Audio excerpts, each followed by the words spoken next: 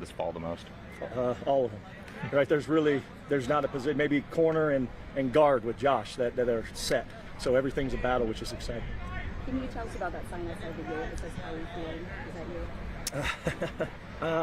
that you? That's a question for someone else, but I like it. Who should we ask? I'm not sure on that one. Coach, you've been the defensive coordinator, turning that over to Keith. How does that work?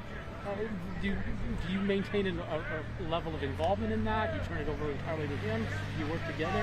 How does that relationship evolve when that's kind of your area of the team? Yeah, well, it starts with it's Keith, right? And then we work together and talk through things and make sure that it still is under that umbrella of what I want it to look like. But Keith's running it from a day in, day out, putting his spin on it, which, like I said earlier, in the spring, I think is going to help us improve the defense. So I'm looking forward to that. Coach, you brought up Clemens. Just how would you evaluate what he brings, and how do you foresee his role? From a teammate standpoint, he's just a natural leader. He just brings that. The football part has yet to be seen because he's only practiced today. He didn't practice all spring, but from a leadership standpoint, his work ethic, how much he studies, he's always in the building, he brings a ton. Likewise with Josh Gray's resume obviously speaks for itself, but what in particular is he still working on this last year?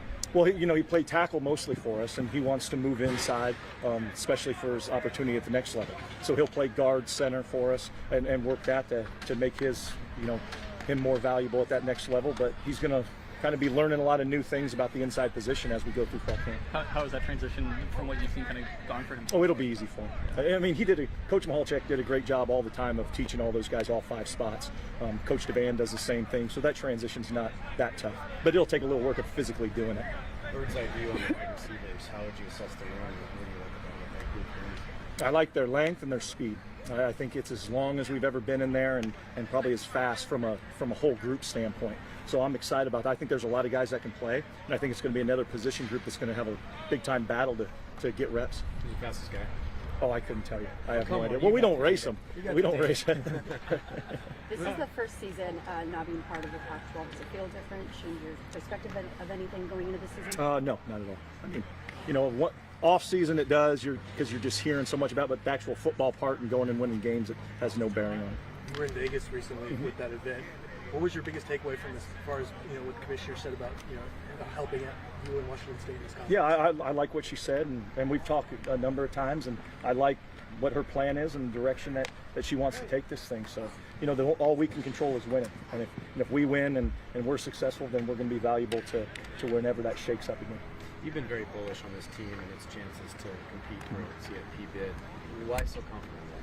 Because I think the physical talent is here. I think it's from a size, strength, speed standpoint. It's here. We can win the games we need to win with the talent we have here. Now it's just going to be how fast can we come together? How fast can those guys play? Because that's been one thing we've done a great job of the last couple of years is our guys play fast and they play physical. So in order to do that, you got to be confident and know what you're doing. So that's the part that's going to take some work and going to be the biggest part in our success. It was pretty hard to miss Gerard out there today at left tackle. How big is it to add just another guy to that room who's got multi-years experience? Oh, yeah, it is. I mean, you got another guy that started multiple years in the Pac-12. I mean, those guys are just valuable. They got experience, and they've done it, and they've done it against elite talent. Thomas Collins came through. Where's he at, and what do you expect him to do? Yeah, I think he'll be very similar to us like Hodgins was a year ago. He's got that twitchiness, that athleticism inside, which I think can give inside guys trouble, especially in pass protection. So he's your starting quarterback? No, that he's not, so he doesn't give us that. Where does Jeremiah Noga kind of fit into that receiver group? It's a guy who obviously has kind of had to fight for everything there. And he's continuing to do that. I think he's right in that mix, and he's going to battle to be a starter. And so that's what he's doing on a day in and day out basis. Trent, kind of a fun question, but some coaches across the country have talked about how they've approached the new NCAA football video game with their players, and some guys have consoles at the facility. Some guys are trying to limit how many hours guys can play. How have you guys handled all that, and how much fun has it been? Well, I really haven't even dealt with it, to be honest with you. Guys like it; they love it. I remember doing it as a player, and it was fun. But hopefully, we keep them busy enough where they can't do too much of it. You obviously can't talk about any names in particular, but the program has acknowledged some signings from the 25 class and even up to 26. What does it mean to the future of the program to see some well-regarded guys continuing to sign with the program? given the state of things. Yeah, I mean, I think it's a testament to our coaches and the work that they've put in, the relationships that they've built, but also like when guys really look at this place and what it has here and the opportunity that's here and what Oregon State can provide them, they're seeing what it can. Like the conference thing's, not something that they're necessarily worried about. Because again, the message we're selling and what we truly believe is, you win and things take care of themselves. There's been a lot of turnover along the front seven of this defense. Just kind of what are you feeling about where they're at right now? Yeah, I'll let you know when we put pads on. But I like the work that they did. Again, from the on paper, it looks good for the height, the weight, their athletic ability, what they did in the weight room. Now it's applying it to football. So much new around here. Is there a way to sum up what it's like stepping on the field for the first day after the last few years was so much different around it? It's nice. It's nice to finally get out here. Right? All the talk and everything that's kind of gone on off the field. It's good to finally get back into football. It sharpens your focus on what's what's important, right? Which is ball and getting these guys ready to be successful. Pretty good.